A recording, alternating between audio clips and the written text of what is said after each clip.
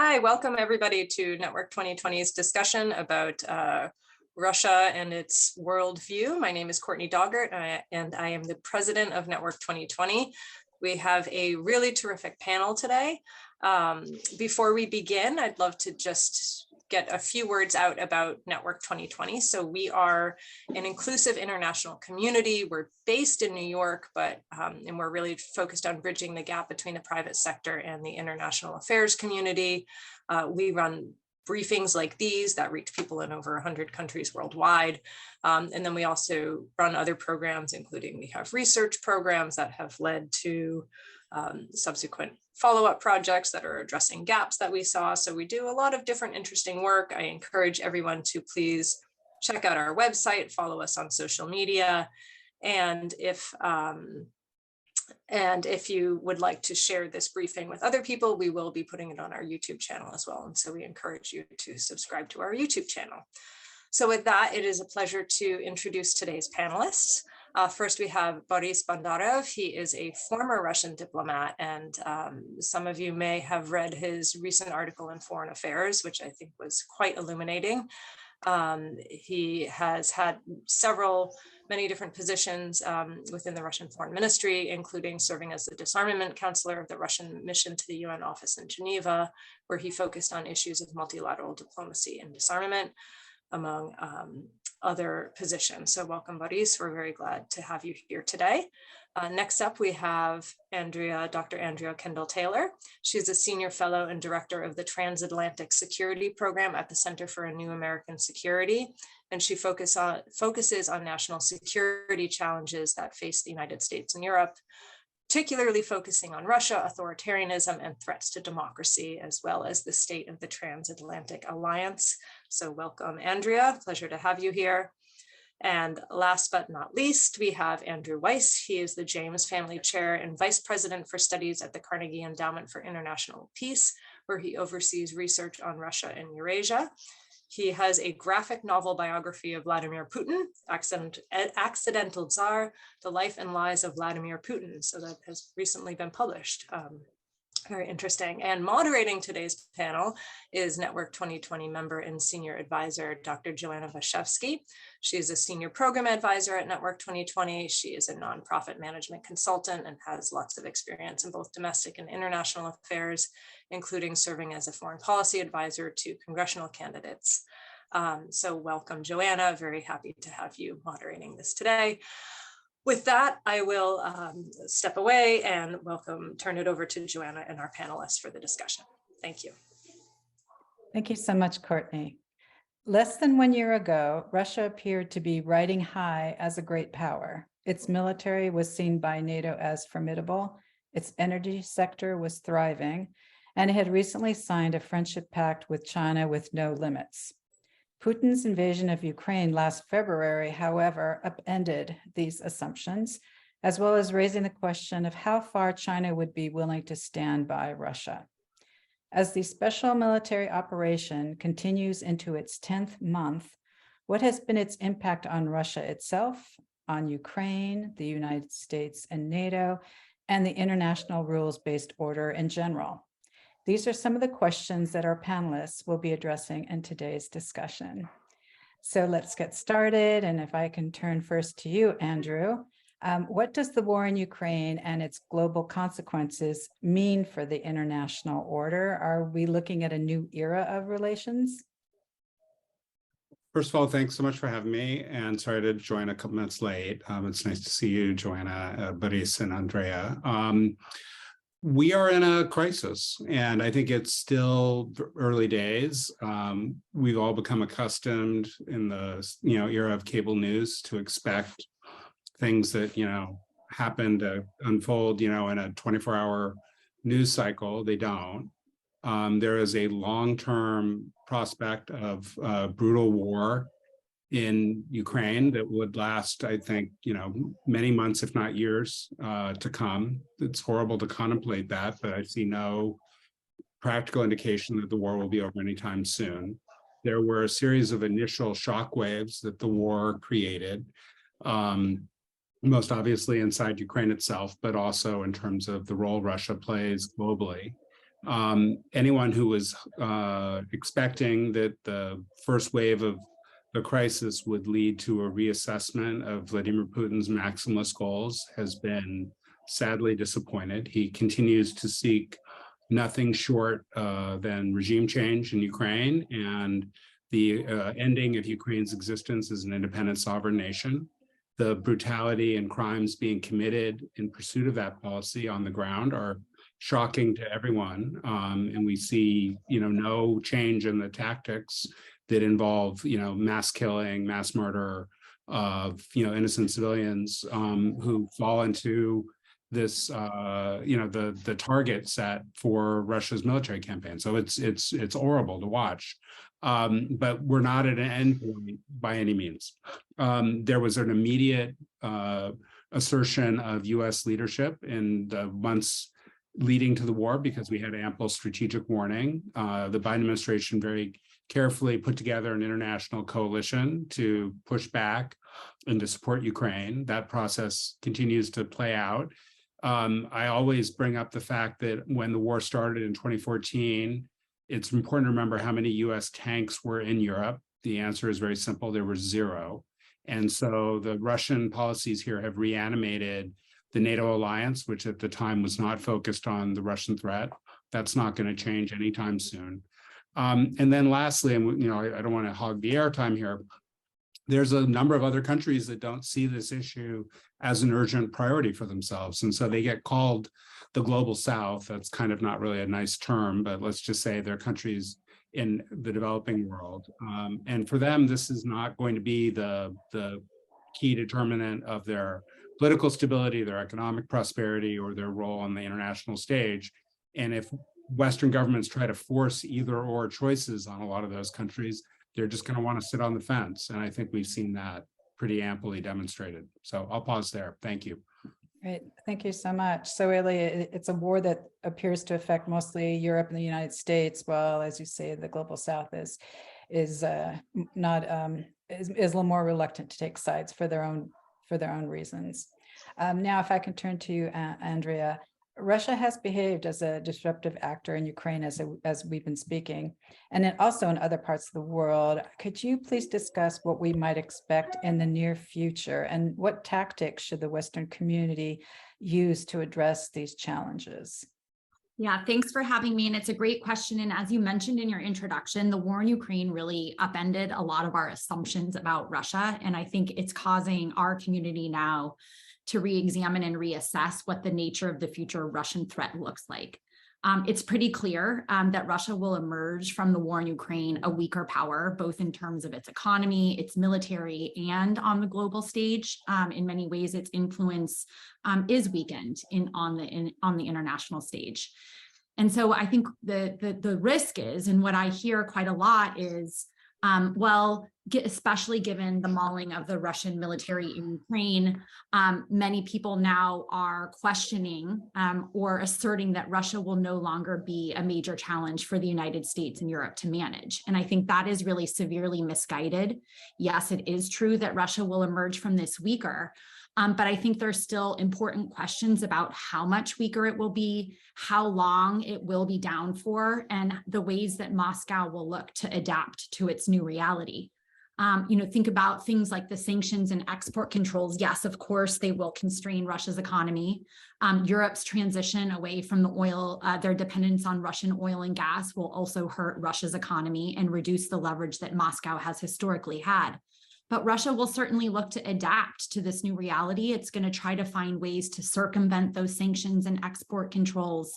And so, now in this moment, it's really difficult to know just how diminished Russia's economy will be.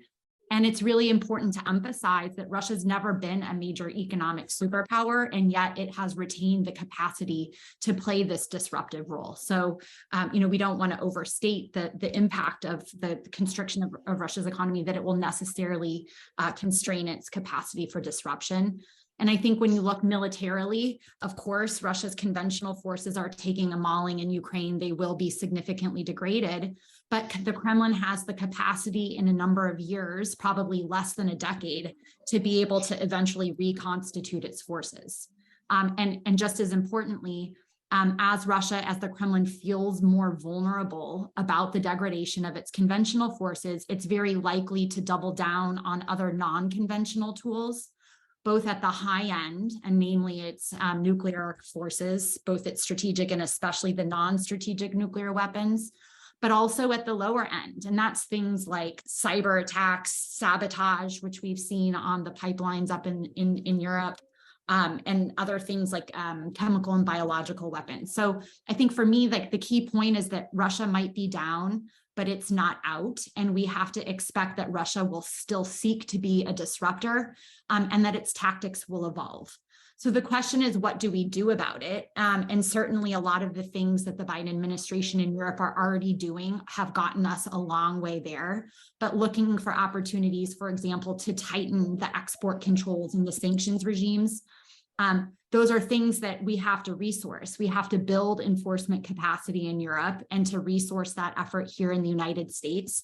And that will help ensure that Russia's military is constricted so that the Kremlin can't use force again and sustain its aggression in Ukraine and in other places beyond its borders.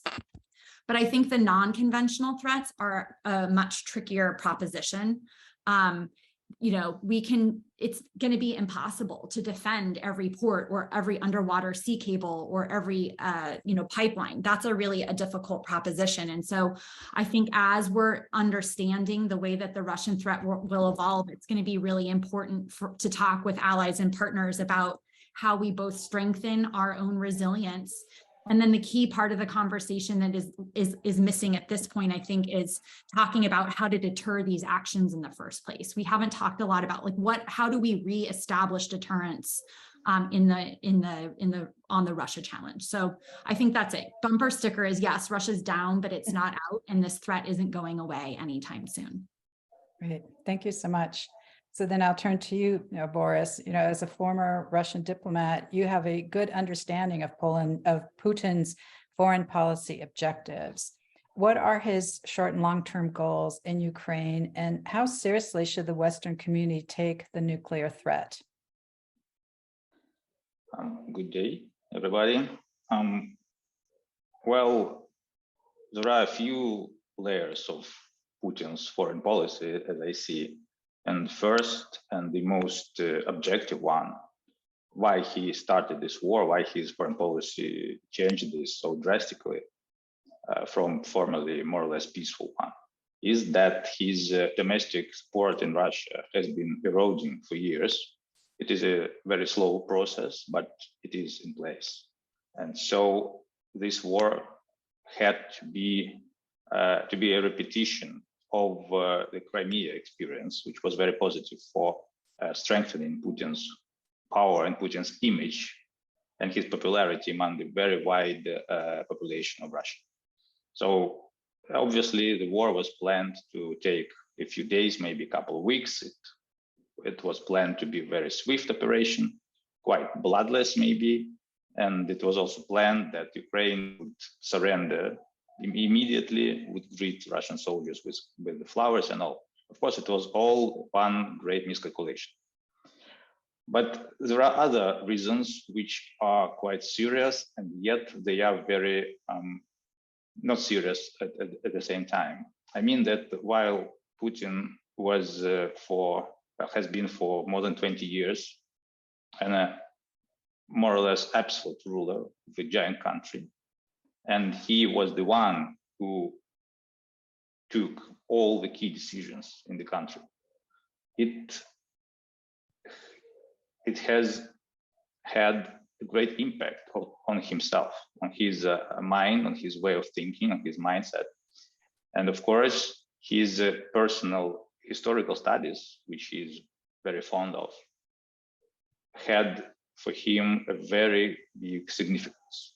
So his we can laugh at his studies about Ukrainian past and Russian past, and then Ukrainians and Russians are the same people and all. We can laugh at that, but he takes it very seriously. And these concepts, however false they can be, they are driving force for his foreign policy today, not just to cement his hold on power in Russia, but also to solve this long historical unjustness, so to speak, sorry for my English, in his eyes. And of course, he sees Ukraine as something totally hostile to Russia, totally artificial, some kind of a totally hostile Western project. Because of course, it's no secret that Ukrainian language is widely considered in those circles around Putin as an artificial language elaborated in Austro-Hungarian general staff in the years of the First World War and so on. So those people are all filled with all kinds of conspiracy theories, and that is also should be taken into account. And also, I believe that when Putin says that he is waging his war not against Ukraine but against unjust world-dominated, West-dominated world, he also speaks truth, because to himself he wants to reshape the current global political landscape.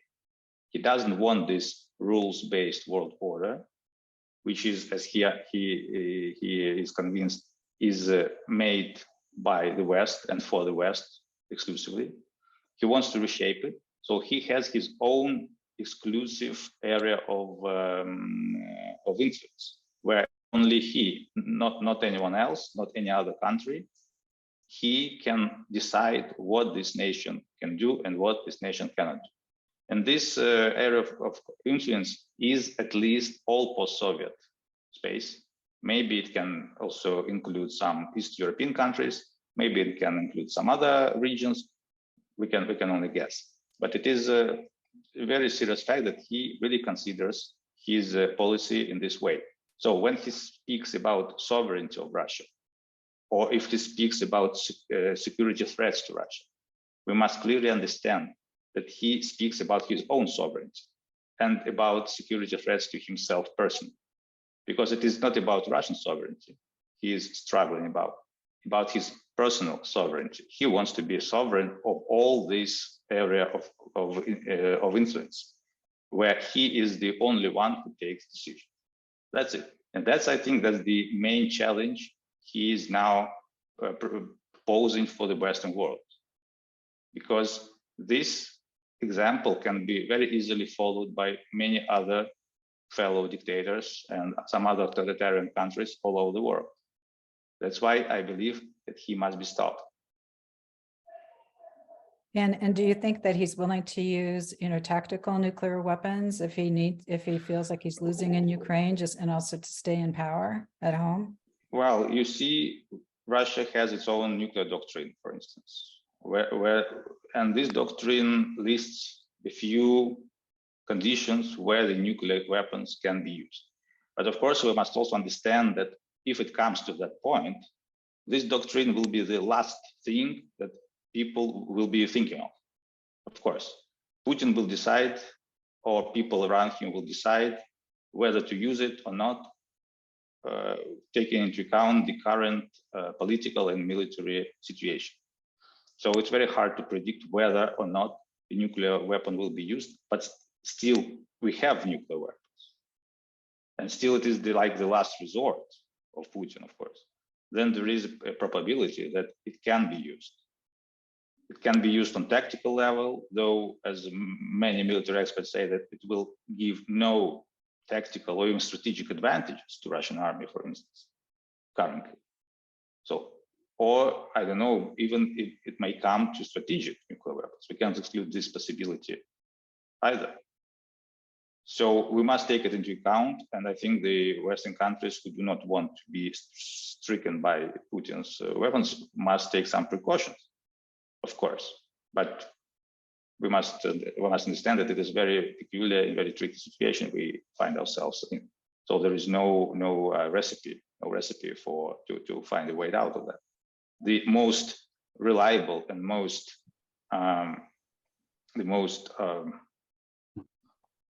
decisive measure to take is to remove the threat altogether. I mean, to remove Putin and his regime, because it's his regime which poses the great threat to all the world.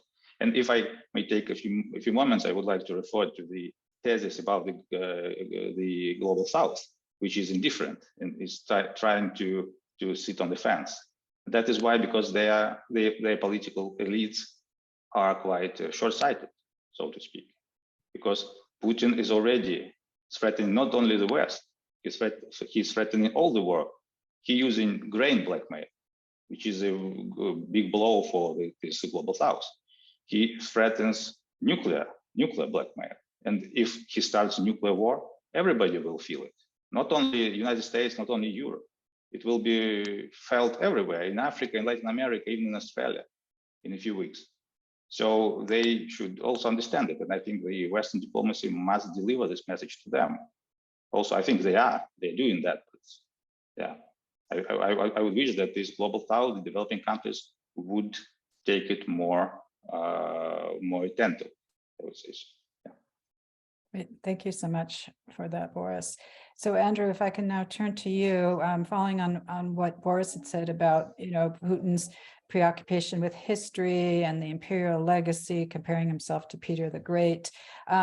If Putin would succeed in Ukraine, if he was able to predominate in the conflict, is he likely to turn his aggression to other countries in the region? Russia will continue to be able to walk and chew gum, and it has a lot of complicated dynamics underway in its immediate neighborhood. History is not going to wait for Russia to prosecute its criminal war in Ukraine. We've already seen security situations emerge that are quite urgent in at least two post-Soviet countries. In the run-up to this war, there was a mysterious situation on the streets of the capital of Kazakhstan, and Russia intervened and sent troops there and sort of established itself as a Johnny-on-the-spot provider of regime protection. And I think that sent a real scare through most of the countries of the post-Soviet region that Russia could do something similar to them. Likewise, there's been an urgent security emergency in the South Caucasus, where Azerbaijan took advantage of Russia being distracted and the Western countries being distracted to push militarily against Armenia and take back significant chunks of Azerbaijani territory in the region Nagorno-Karabakh, which has been a source of great instability in that region.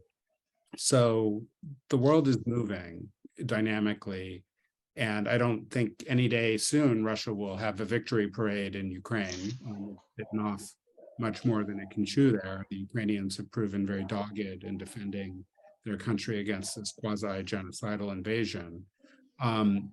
The question for people in the West is, as Russia throws its remaining weight around in its neighborhood, are we in competition? Are there other players like Turkey or China who are going to be comfortable watching Russia push neighboring countries around? And what, if anything, are we prepared to do about it, other than send out tweets and express disapproval? The question will be leverage, resources, high-level attention, military tools, diplomatic tools, things that are short of what's going on in Ukraine. And so far, I think the United States and Europe, and Andrea, I think, alluded to this, are not, I wouldn't say they're tapped out, but the bandwidth constraints, particularly on US and European senior decision makers right now, are considerable. They're not inconsiderable for Putin and his leadership team. But it is going to be very hard to make the case in various, venues that what happens, I'm just making up an example, but, when the Moldovan energy network was impacted this week by the increase in Russian military attacks on Ukraine, there's a last minute scramble to try to help Moldova, but it's a very small, poor country, and the ability of the West to mobilize the same level of response for Moldova compared to what we're doing for Ukraine is always going to be quite challenging. So, thank you so much. So now this is actually a question for both Andrea and Boris, and I'll start with you, Andrea. If Putin is seen as losing the war in Ukraine, what could be some of the consequences within Russia? Is it likely that he would be replaced, and by whom? And how could that impact the United States and its allies? Yeah, it's a good question. And even before getting to losing the war, I think it's useful to talk about how the war itself is affecting stability inside Russia. And my own sense is, even setting aside Putin losing the war, my own view is that Putin's hold on power is much weaker now than it was before the war. And I would say that it's even weaker now after he made the decision to mobilize troops to fight in Ukraine than it was before he made that decision. So I'm not arguing that Putin is going to lose power next month or next year, because I certainly understand all of the tools that Putin has at his disposal in order to maintain power, right? So he still, as far as I can tell from the outside, he still maintains the loyalty of the security services. I think there's still very broad consensus among that group about the use of force, namely repression, in the role and the importance it plays in maintaining control. And we should note that repression is a very effective tactic. Those dictators who repress more last in office longer. And I think really critically, there's still no alternative to Putin. There's just no center of gravity at the moment around which anyone can coalesce. And another point I think is important too is many Russians have left. Many of the kind of educated or most politically inclined Russians have left the country, and that serves in many ways as a pressure release valve for the regime. So, for the time being, it's clear that Putin retains control, but I think my time studying authoritarian regimes, and certainly my time in the intelligence community, has taught me that trying to predict the timing of the downfall of a dictator is really a fool's errand. And I think the best that we can do is really to warn, when the conditions are ripe.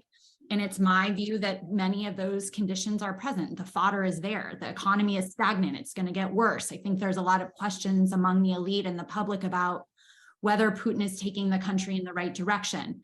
There is this widespread repression, and while it is effective, it does breed overall discontent among the population. And so my sense is, an analogy is a fire. Like when the underlying fodder is so dry, it takes an ever smaller spark to set something in motion. And that's my view of where Russia is at the moment. And so then the question is, well, what happens post-Putin? And I think a lot of that really depends on how he goes. When you look at kind of the trajectories of these regimes, that how question is really important, whether it's something that's elite-led, in which case, in all likelihood, it's another member of the elite that would take over, and things probably don't change all that considerably. Versus whether if his ouster was accompanied by widespread protests, then there is, when you, again, looking at the academic data on these regime transitions, there's much more likelihood that it could be accompanied by more significant change, that someone from outside the ruling elite or some groups would have more influence in a post-Putin Russia, and that would be a recipe for more change. And it's not to say that immediately, and especially if this is an elite-led affair, and if the regime is able to maintain control immediately, we aren't likely to see very significant change. And when you look at the data on when these longtime leaders exit, in something like 75% of cases or a bit higher, a new form of authoritarianism replaces these longtime leaders, usually because these dictators, they eviscerate the institutions, they sideline competent individuals, the media is not free. So the conditions for democracy to take root in the immediate aftermath of one of these longtime leaders aren't particularly ripe. But that doesn't mean that things can't get better. Certainly, even a change in person can be a change in tone in the relationship. And my sense is that creates opportunities or openings that didn't exist before. And so the goal, I think, is, or at least that the regime change, or I shouldn't say regime change, that leadership change in Russia, even though many of the broad contours are very likely to remain in place, just the change in tone, and think about the change from Putin to Medvedev, for example, there were new openings for cooperation there, even though Putin was in the kind of driver's seat. And so, that's the point. Like the change in leadership, we have to be preparing. There will be a post-Putin Russia, and trying to put in place some policies and ideas about how we approach that future Russia so that we could, at least in the aftermath, get to a place where it's a bit more stable and a bit less confrontational, I think is where we need to be thinking. Great, thank you so much. And Boris, what do you think is likely to happen if things continue not going Putin's way in Ukraine? Well, I believe that his deposing is quite an option in that case. That's why I think he personally cannot afford losing this war. But if he lost this war and he cannot conceal it from the public and from his elite, of course, he will have to give them a good explanation for that, and the explanation should satisfy them. And it would be quite difficult for him to give them something like that, because they already lost much. I mean, especially his elites, they already lost much. And if the war is finally lost, they would understand that they would never take it back again. They will never be any back to normal. So he will be very, very weakened in that case. And then I think the possibility of his deposing one way or another is quite likely.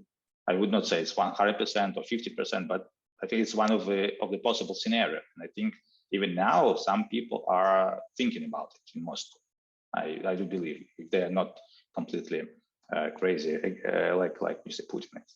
But I must also indicate one thing that maybe is omitted by some observers. The Putin's regime is a very personalist regime, and Putin himself is the one main pillar which holds all the system intact. If we take him out, the system will crumble, because there is no one who can be his successor, who can command the same level of authority and charisma among both elite and the population as Putin had. Because according to Putin, all people around him, they are just no names for a wide audience. They have no authority, they have no image. There are some more notable people, like maybe Moscow Mayor, Mr. Sergei Sobyanin, and some others, who can be like considered to be a second echelon figures. But even they cannot compete with Putin. So if we take him out, there cannot be a situation that there will be someone next, and the regime will be functioning as it was when Putin was at the helm. No, the situation is totally impossible, because if all these elite members and the groups and clans, they are now, they agree that Putin is someone who can judge their conflicts because he has some kind of a superior authority over them, but they will never agree that on someone to succeed to Putin in this case, because everybody would want to have this the dominating position. That will be strife for power, of course, and that will be some tumults and unrest, of course, and all this will lead to further crumbling of this regime.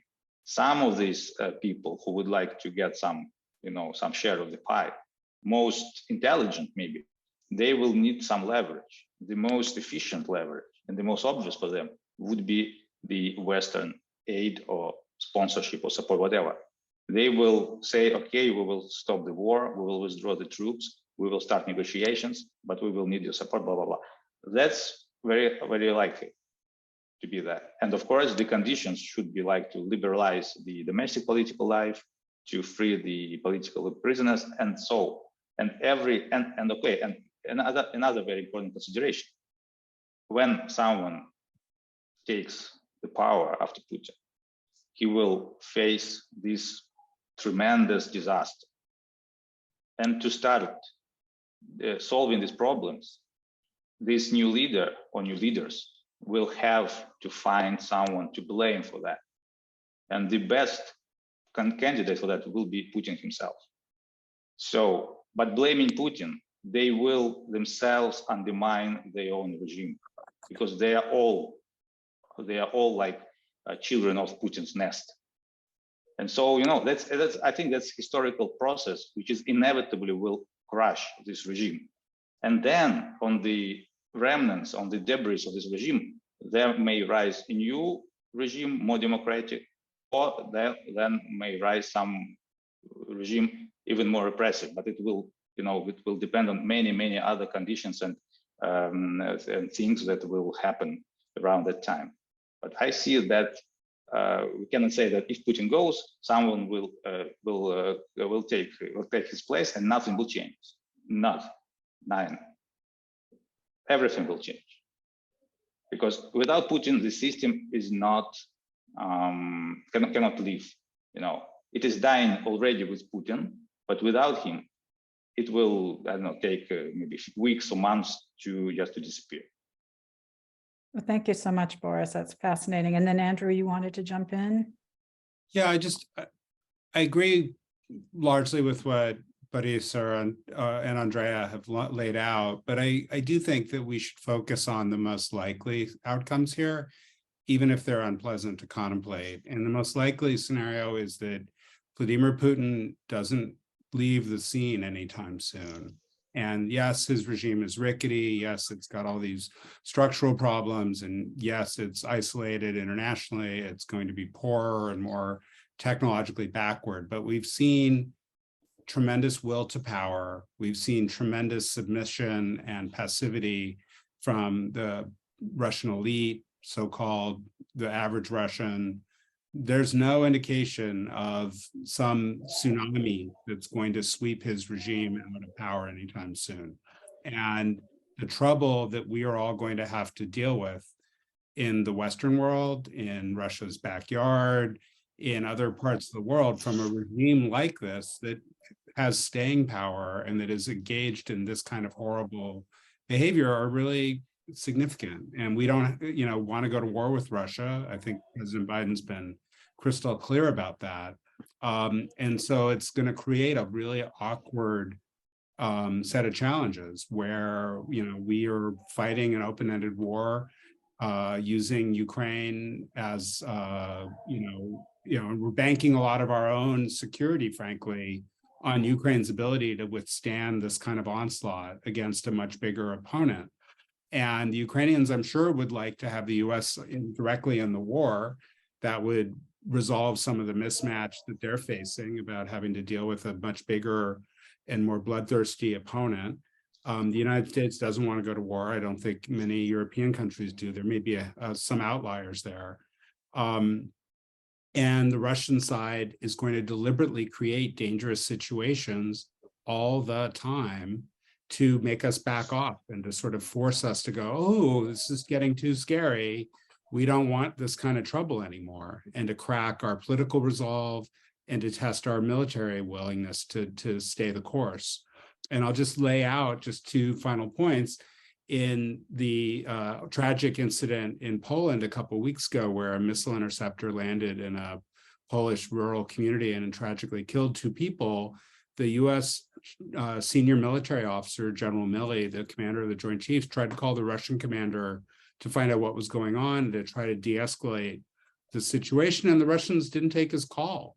And so that tells you something about the Russian desire to use dangerous situations to their advantage, even in a situation like that, which could have easily escalated or created, further, steps up an escalation ladder that are dangerous and scary to contemplate. And then, there's an ample literature about Russian behavior in Syria, where the battlefield was far less dynamic and far less large scale than what we have on our hands in Ukraine. And the Russians did the same thing, where they flew their airplanes in ways that were really dangerous, or they had dangerous military activities on the ground to try to intimidate the United States-led coalition. So, I think the most dangerous moments of this crisis lie ahead of us, and we shouldn't spend a lot of time fantasizing about, the kind of bolt from the blue that's going to remove our Putin problem. I hope that happens, but I'm not really banking on it. Thanks. Thank you for that alternative argument and perspective. So now we could go on, but there are a lot of questions I want to get to in the Q&A box. So actually, I'll go with you, Andrew, on this one.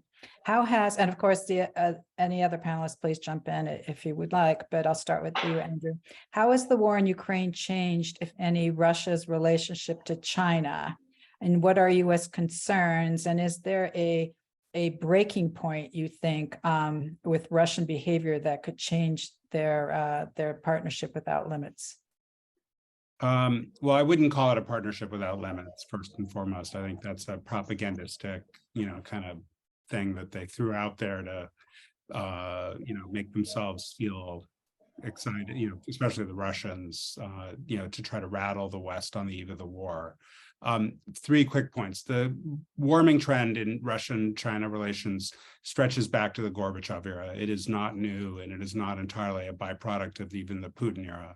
2, Putin has consistently, as he has with Ukraine, indulged in a lot of fantasy football, imagining that, China and Russia will, link arms, and they're going to be this great pair that brings about the multipolar order, and that China is going to run all this kind of, heavy-duty, hardcore push against U.S. influence the way Russia has been willing to do. Russia is much more the battering ram, and I think China is much more focused on other priorities and benefits a great deal from the existing world order, particularly in terms of the economic benefits as well as the growing global prominence that China enjoys as a result of its overall rise in wealth and political and other terms. So lastly, there are going to be real limits, and this is why I sort of question the PR value of what the Chinese and the Russians announced in February. Like, Russia's toxic, and the Chinese do not want to tank their economy or damage their corporate entities' vitality by rushing to Russia's aid, by either being the backstop for all the economic problems Russia is going to endure as a result of this war, or to backfill, critical technologies and other things that the Russians no longer can purchase, as Andrea mentioned, as a result of tighter Western export controls. So, Russia can dream about getting military support from China, or doing things like, that China's going to be writing big checks to keep the Russian economy afloat. But the Chinese are going to be very self-interested and very, very fickle partners. Thanks.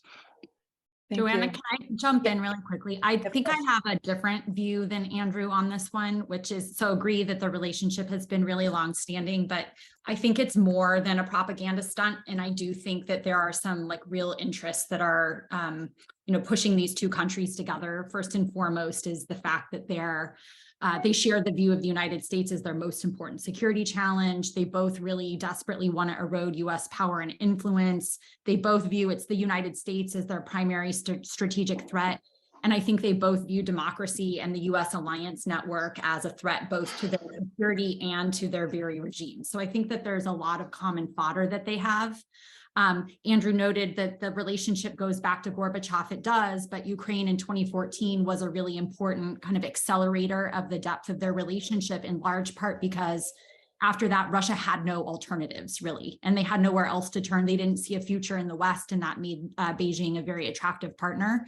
Well, now Russia's isolation, everything is tenfold now, they're ever more isolated. And so the thing is that I think she really is in the driver's seat. And I'm not a China expert, but in talking to some friends who follow the China account really closely, and through a lens of personalism, because by the way, Xi Jinping, after the Party Congress, his regime is increasingly starting to look a bit more like Putin's as he fills the upper ranks with the loyalists and the yes men.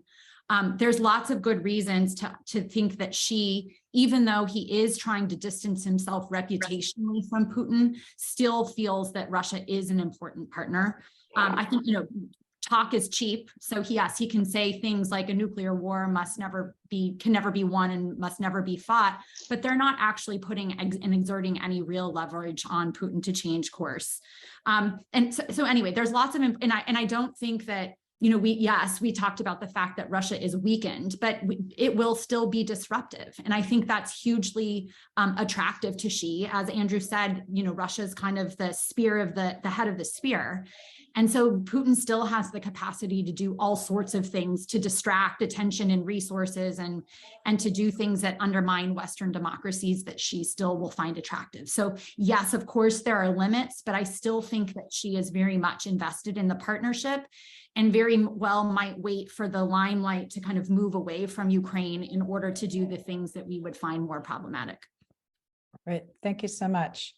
Now, this question is, I'll pose it to you, Boris. It's how Russian compatriots who live abroad or who left Russia recently can influence the situation in Russia with the dictatorship. So like yourself, people who have left Russia, what can you do abroad to influence politics or the civil society inside Russia?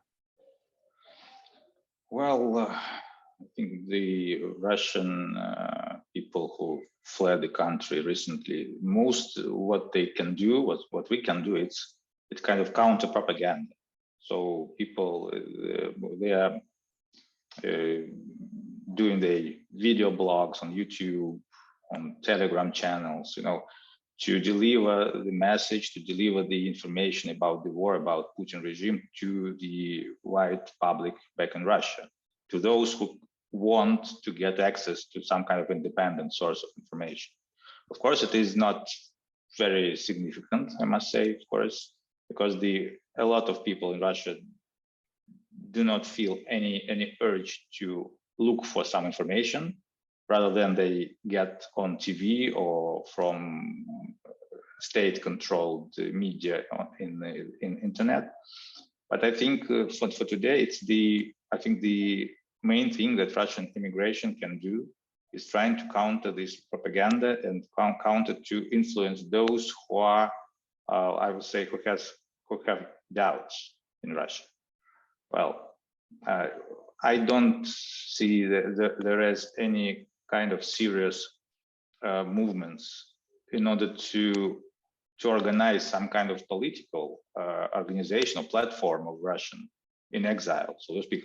That could be very useful, but there are a lot of issues of legitimacy and some other things, issues of financing, all these organizational logistical things that come into place and make it very, very problematic. But I believe that those issues can be overcome, and we will have at least some political organizations of Russians abroad that can be which can serve as kind of intermediaries between Russians in Russia and Westerners, for instance.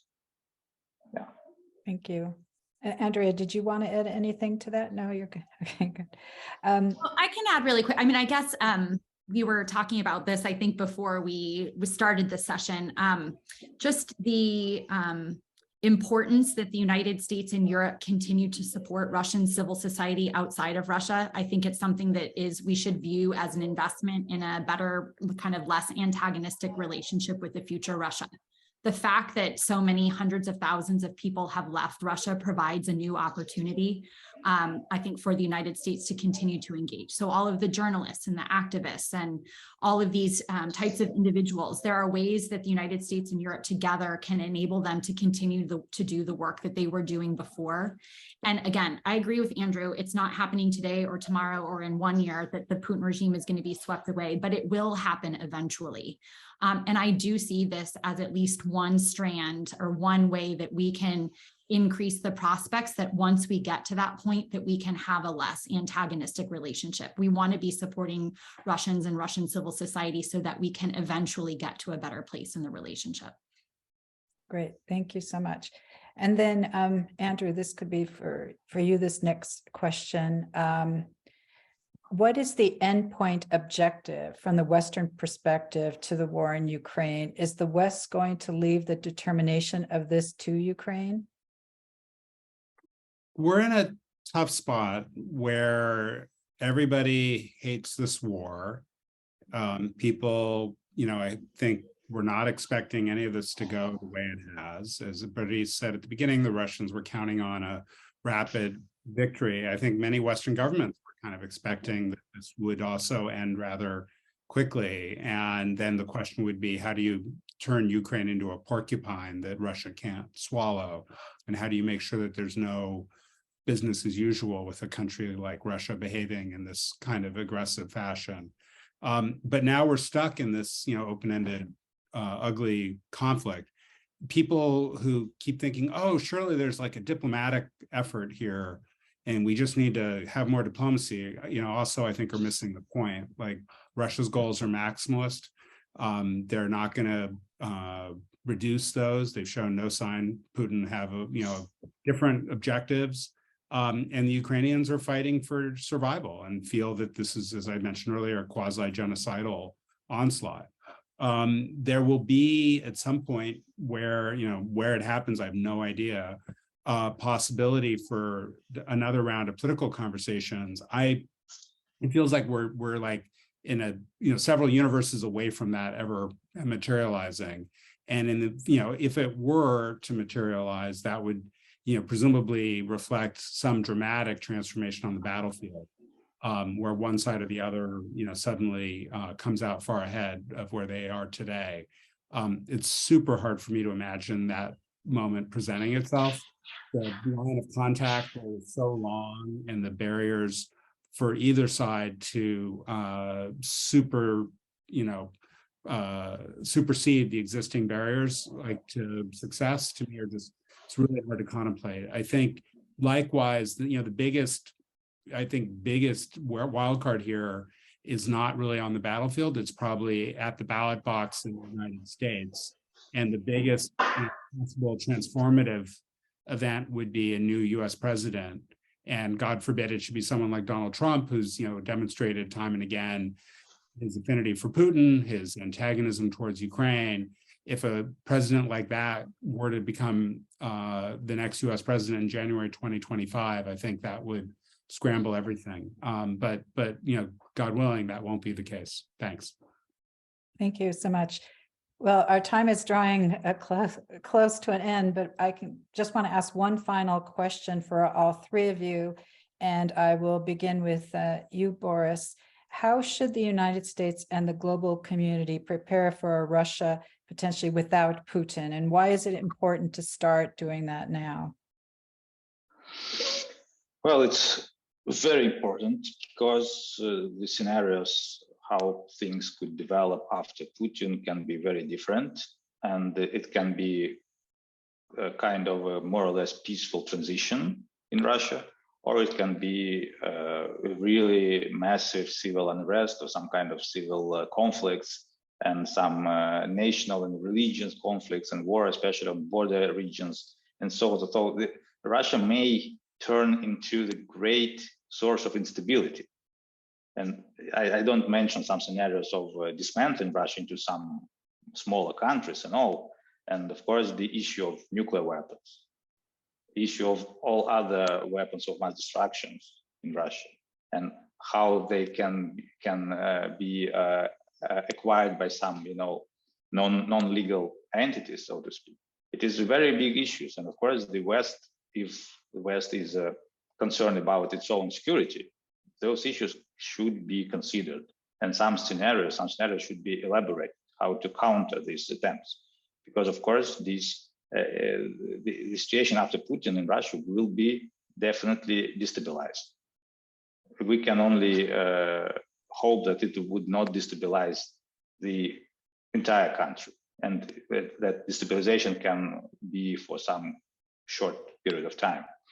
But of course, I think the West must envisage a lot of opportunities up to the total collapse of the country, which I cannot exclude, but I don't think it's very, very probable. But anyway, so of course, and especially there must be a scenario also that the West may be required to give some aid to a new Russian government if it is, if it is comprised of democratic forces, for instance, willing to restore and to rebuild the country on new principles not to restore some kind of Putin regime, but something different.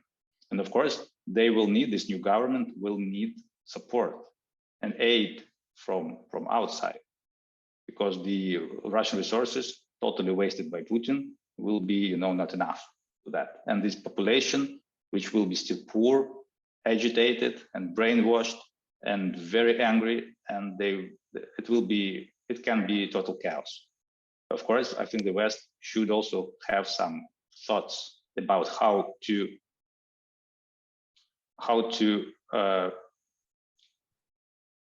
counter this negative development in Russia. Because if Russia collapses, and it will be a giant country of nobody knows what is going on there, that will be a huge threat to international peace and security to all. Thank you. Andrew?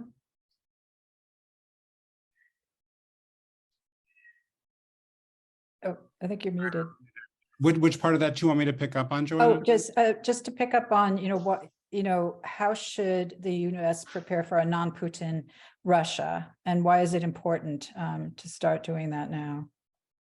It's been the case for a long time that US policy is to let the Russian people decide this. I think I think the immediate question is the Russian government's belief that the ultimate goal of US policy is regime change, and that this is all purely existential now for them. So they don't want to end up like Gaddafi. They don't want to end up like the people who were overthrown in Tahrir Square. And as a result, they're going to increasingly do things, I think, that look more desperate and more scary to us to forestall that kind of outcome. So I think that's really the quandary for US policy, as opposed to, the things that we'll do as a matter of course, supporting civil society and helping independent media. Like, those are all pretty easy to do. But I think the real policy dilemmas are going to be centered on this fear of regime change. Thanks. Thank you. And finally, Andrea? Yeah, well, it's a good question, because although I agree with Andrew that, it's unlikely in the immediate term, but things can happen quickly, right? And it's such a kind of consequential transition that we would want to do some of the preparation and thinking ahead of time. I mean, Putin could die, right? These things happen quickly, but there's going to be some really hard questions in a lot of these cases, in particular, kind of figuring out what to do, with the war in Ukraine. Certainly there's issues like reparations, there's issues like accountability for war crimes. So there's going to be some extremely thorny questions that are going to have to be dealt with, if, assuming, and which I assume they won't be dealt with while Putin is still there. But I think my underlying kind of sense is that the onus is largely on Russia. I mean, I think that we as a community should lay out what the conditions are for Russia. What does Russia have to do in order to normalize or stabilize or have a less confrontational relationship with Russia? We have to put, we should set out a proactive agenda. What is the relationship with Russia that we envision? And what are the conditions that Russia would have to meet in order for us to take steps that would lead to a more stable, less confrontational relationship? And if we can do that thinking, and if we can be clear in our thought, then that's going to be a roadmap. It might be very difficult to discern in a post-Putin Russia what kind of leader that we're dealing with. Is this person genuine about restoring relations? There's going to be real questions about that leader and their ability to orchestrate change. And so I think, again, the best that we can do is lay out what are the conditions that we would need to see, and what are some of the incentives and carrots that we are willing to offer if those conditions are met. And I think that's the best that we can do in our planning for this post-Putin Russia. Great. Well, that's a great place to end this discussion. I want to thank Andrea, Andrew, and Boris for a fascinating and very, very insightful discussion. Back to you, Courtney. All right. Thank you all. That was really fascinating. Boris, Andrew, Andrea, thank you so much. Joanna, thanks for moderating. Everybody, just really quickly before you go, I hope everyone can stay on just for like 2 more seconds. Let's see what comes up first. Our next event in person, Monday, December 19th, with Dr. Maha Aziz on a global spring, trends to look for in 2023. So that will be in New York. More importantly to this community, I want to say thank you to everyone who has donated so far. I really appreciate it. We are a nonprofit. We are trying to keep these briefings free and open to everyone around the world. So please, if you can, donate. I think Brian has, we have the QR code here. You can send a check, you can do PayPal, you can do all of the things, but we, any support matters, and we really appreciate it. And thank you to everyone who has donated already. I really appreciate it. And again, to our panelists, thank you so much. Fascinating discussion. Joanna, I really appreciate it as well. So thank you, everyone. Happy December. Bye-bye. Bye. Thank you.